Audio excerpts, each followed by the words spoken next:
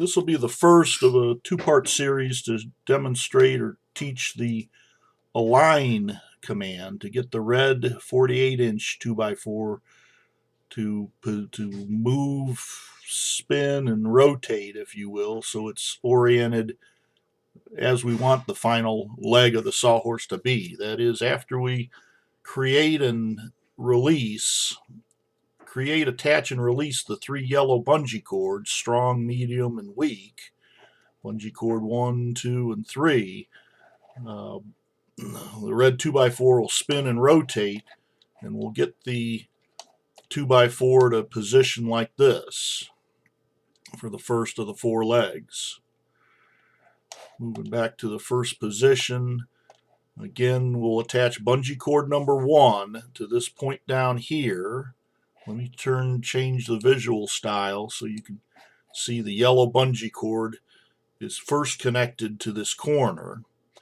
The other end of bungee cord number 1, the destination point, is attached to this point on the blue 2x4 at 36 inches above the floor. 2 is source point, is connected there, and the number 2 bungee cord destination point will be attached to the midpoint of the blue 2x4.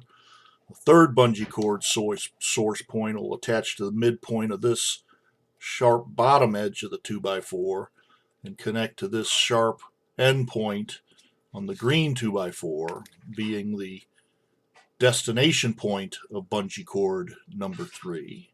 So we'll attach bungee cords 1, 2, and 3, beginning with their source point, then their destination point, one after another till we got all 3 bungee cords made. Incidentally, the red 2x4 I've moved up to the Z equals 36 inches, thinking it will help with illustration, but you can do this process with the red 2x4 on the XY plane. But that's why the bungee cords are covered up by some of the 3D solid objects. I'll zoom previous so my leaders line up. Return to the conceptual visual style. That's about it for tutorial number 1 of 2 of the align command. Again, the old align command, same, it's good for 2D or 3D work.